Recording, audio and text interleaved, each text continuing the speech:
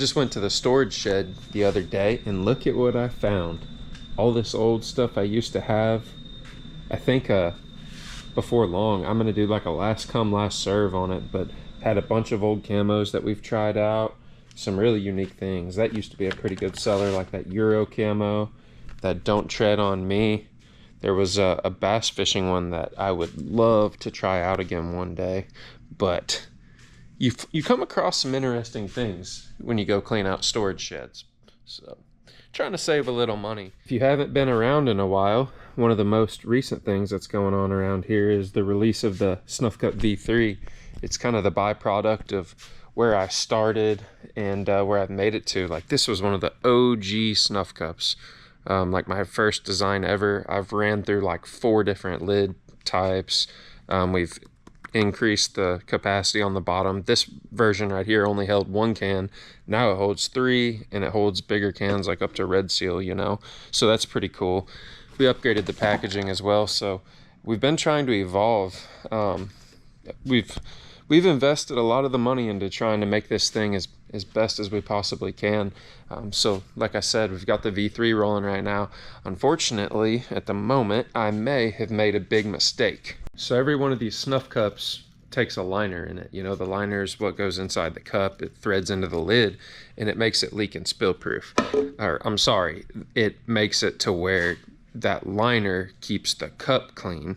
It's already leak and spill proof, but you know, to keep your cup clean or prevent odors or something like that, you know, whatever floats your guys' boat in that department, those liners are really handy and they went over really well. I got people who buy them in 30 packs, 60 packs, because they love the liners, which is really cool.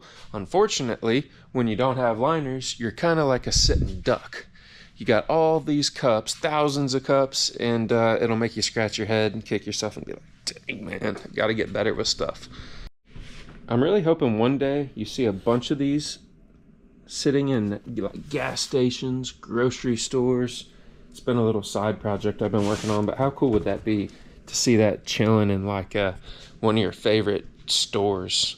I don't know if we'll ever be able to make it that big, but I mean, you never know unless you try. So I've put a little bit of money towards you know, chasing that as well. We haven't really made it all that far. We've been in some mom and pop stores, but nothing crazy at this point. The exciting thing though is we have, since we released the V3, entered in to a few stores, and it's actually like up north somewhere, which is pretty crazy because a lot of my support comes out of the southern states like Texas. That's the #1 state, but you'll have like Texas, Georgia. I'd have to go back and double check everything, but it's, you know, it's surprising to get support up north, you know. So one of the things I'm doing now that I wasn't doing before, a lot of this in-house stuff, especially with the V3, the biggest things I've changed, I went in and I modified the molds so that we could increase the durability, so we could have less things breaking, things working a little bit better functionally. I didn't realize, you know, in the manufacturing industry, you know, just keep in mind, you know, we've done over like 50,000 total units or something like that by now, total across our lifetime, which for us, that's amazing. But you're going to run into defects, right? It's like, well, why? If I'm paying for it, like, why am I getting something defective every now and again? And then you learn all about that stuff. And so what I've done here most recently with this project is we moved our manufacturing over to Kentucky. We got with like a professional team. They had me in a conference room sitting down, people all dressed nice and stuff, and the head of all these departments, and then there's just me, you know, big chilling over in the corner, just telling them about what's important to me, what I expect, this and that. And they've been really good to me. They understand what I'm looking for, and they've been straight shooters. So we have a really cool team now who's making the cups. The other thing I've added is this inspection and assembly process here in the shop. I have, you call them contractors, buddies, and you know, people I know locally that come in and help me inspect things and assemble them. But we're doing it to like a standard now, so we don't let anything slip through the crack. That's the game plan. But that seems to be going over real well, so I'm excited about that, and I want to keep that going. Outside of that, we've like upgraded our packaging now, and I'm trying to be innovative and creative, you know. So to go back to this department here, some of the things I used to have, I tested all of these in the past with the Snuff Cup Pro, and so for this new V3, we kind of have stuck to our true guns with the custom designs. We've gotten away from a lot of like your one-off custom designs and things of that nature, and we've kind of stuck back to the good stuff that we've tested in the past.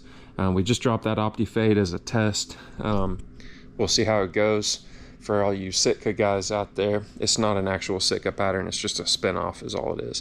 But there will be some cool designs I'm going to add in the future that I already know work anyways, and so I'm trying to keep it small. I was actually at a show last year and a guy told me that I've kind of gotten too far out of my range, where when you have 25 different designs, it's like, man, you need to kick it back a little bit, and so you don't stretch yourself thin, have a bunch of one thing and then everybody wants what you don't have, is the way it seems. That's kind of why I had so many designs to begin with. But going back small and building our way back up, which has been great so far.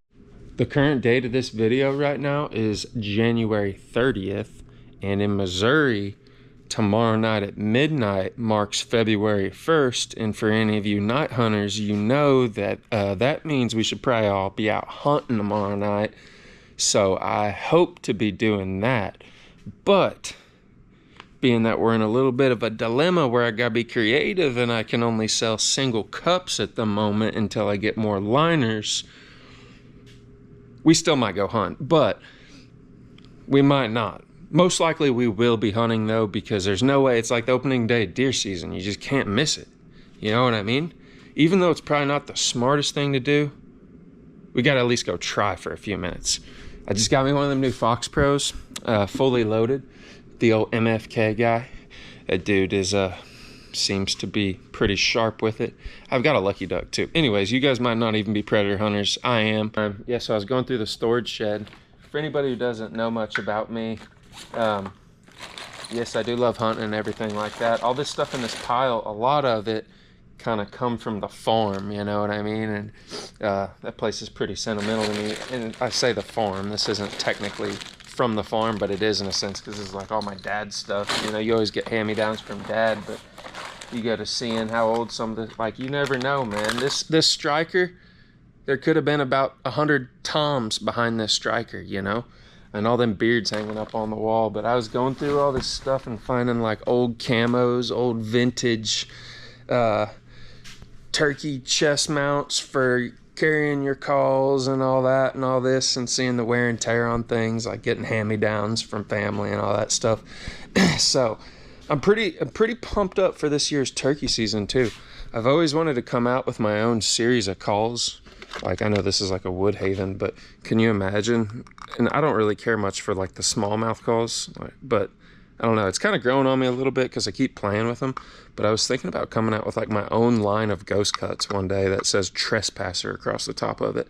Can you just imagine it right now? Like, Trespasser, making them cross fences since 2025.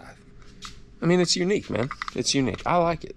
I don't know. Let me know what you guys think in the comments. You guys, a little update, kind of dead in the water at the moment due to my own decision-making skills.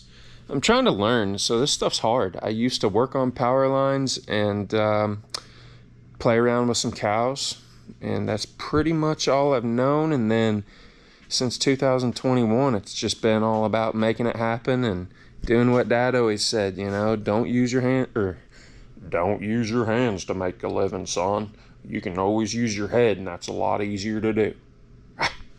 So we've been rocking with that method for 3 years now. And my point is, there's a lot of skills I've been lacking. And I like to be an open book and not BS or blow smoke. But I just wish I wouldn't have made so many mistakes. Sometimes you just got to be real with yourself. I always feel like I'm trying to make the best decisions to just grow the business as fast as possible.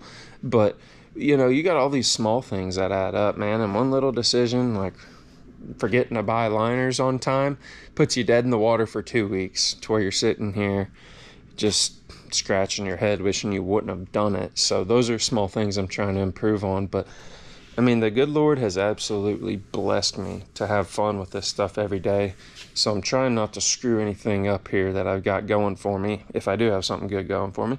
But who knows, I can always go build power lines if anything goes wrong. But man, this is way easier than power lines. So thank you guys for hanging out. If you enjoy my stuff, make sure you like and subscribe, and I will catch you in the next one.